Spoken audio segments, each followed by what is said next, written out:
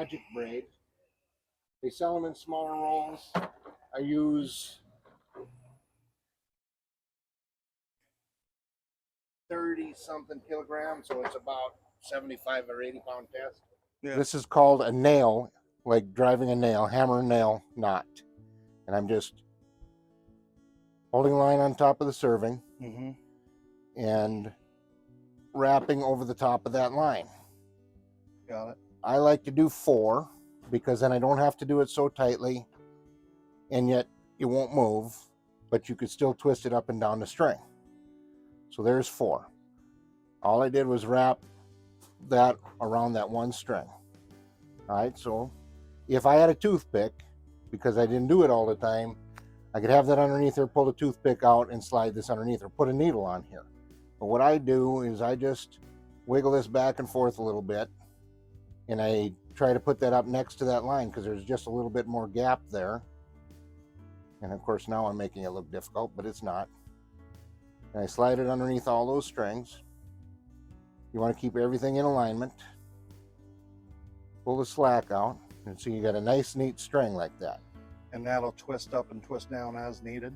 If you set it right. If you set it right. Because I'll tell you, if I pull this tight, I have pulled it tight where I broke the string. Sure.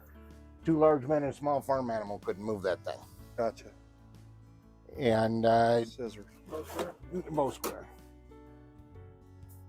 So you just want a little snug to it, and ultimately, if you've got a little bit of line, you'll learn how snug you want it to be. I don't know that I've necessarily learned because I know where my knock points need to be on my bow. Right. I tie them, I slide them to where I want them, I tighten them down, and I tighten them down with everything I got because I don't want them to move at that point. But I'll try to, it's hard to see how much pressure I'm really putting on this, but it's not a whole lot. Just with my hand on one side, just like that. Just wasn't a whole lot of pressure. Just snug it. It might be hard to get started to Right. move. If it is, you take the pliers and get it working a little bit. And then move it. And then move it. And if it comes apart, then you do it again. If you get it to where you want to get it, Jim, and your string, you're certain your string's no longer stretching, would you then drop a super glue or something on it, keep it stay put? I have never done that. Mine never move. I don't think I have either, but I've seen a lot of people do it. I think when I would do them with 3, because I didn't like the look of the wider ones, I think that they were much easier to move, but then they would stay moving and didn't have an issue. And you know, some people may put more or less stress on the arrow shoving the knock point around. I agree. Some put more, some put less, depending on how far it moves. But this is the string I'm using at 80 pound test doesn't bury down in and force the serving apart. It won't get in between it. Right. It sits up on top. It seems to work pretty good. Now, I can't necessarily tell you what direction to twist, but when I'm wanting to twist one, I'll put my thumbnail next to it and start twisting. And if it's going the opposite direction, then I know, you know, maybe I want it to go the opposite direction, or maybe I want it to go that way. And then if I can find my lighter. This is not really necessary, but this helps the knot kind of stay together and just makes it a little more attractive. If you like tinkering with your own bows, these are invaluable because it's pinpoint accuracy. Little torch. Yeah, versus, you know, especially out here in the daylight, you can't hardly see the flame. And the wind's not blowing it around. So you have that big advantage to that, and they're about $5 or $6. Yeah. I buy them 20 or 30 at a time on eBay for $2 or $3, and then my staff steals them all. There you go. There you go. That's how it works.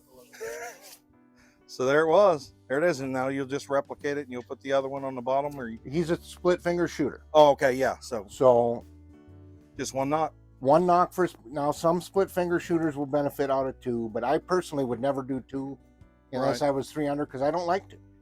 But because I am 3 under, it is important for me to use 2 knock points. Therefore, I have to deal with it. Yep.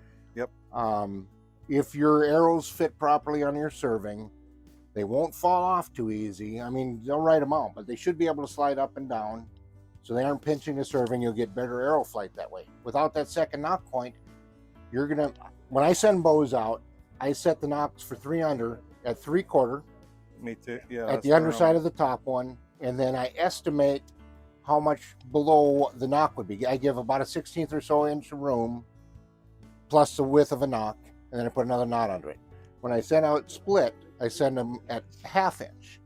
I would rather have them too high than too low, and a 1/2 is not too high necessarily for most people for split, and 3/4 is not necessarily too high for 3 under. Right. I personally have a knock height close to 1 inch. You can imagine if what we're trying to do is get both limb tips to come back at the same time. And how do you do that? The bow will tell you by where your fingers have to be in order Absolutely. to make those tips draw and come back at the same time. Now, if you go from split finger to 3 under, well, you just change the timing of your limbs. So what does the bow want you to do? He wants you to slide the knock point up. Well, what if my I'm a lady or something, and my 3 fingers are only that big, the equivalent of that, for, just a rough idea. Well, then if I move from split to 3 under, I'm not going quite down as far, therefore that knock point won't have to go up as high. But my fingers are quite large. I don't have a lot of wrist flexibility, so by the time I address the string and I'm drawing it back, you look how wide my fingers are. In order to get those limbs to come back in time, I've got to slide the knocks up. The bow wants me to slide the knocks up even higher. You got to listen to the bow and see what's going on. So the size of your fingers, how much elbow height you might have, how much finger you drop, all these things can affect the knock point. But if you go in there and you say, I don't like the way that arrow slants downhill, what does it really matter as long as the arrows fly well to where you want them to? People have a lot of crazy hang-ups. Yeah. They're worse than dogs. Well, some of us might even be dogs. But, Yeah. So, well, Jim, I appreciate it. I know I see you tying a lot of these on for folks, and I want to come over here and get a little video of how you do it. So you call it a nail knot. Well, it is a nail knot. It's a nail knot, but what I've learned here today, as far as material, had no idea that you were using deep sea salt fishing line. I guarantee it stands the test of time. Yeah. How long has it been on your string? How long have you been shooting that? A long time? Oh, I don't even keep a bow more than about 6 months. So. People ask me if I wax my strings. I say, nope, I just buy a new bow. Build a new bow. Just build a new bow. Sell mine and build a new bow, get a new string. All righty. They last a good long time. I've never had to replace one because they wore out. Is there something better? I suppose there could be, but I like the bright color stuff myself, so I can see it with a quick glance so down. You can access your knock. You got an animal out in front of you, you're stalking, or maybe you got a second shot, or of course nobody misses, so there must be a second animal standing out there. Sure. Whatever it happens to be, and this works well. It's easy to work with. Yep. All the above.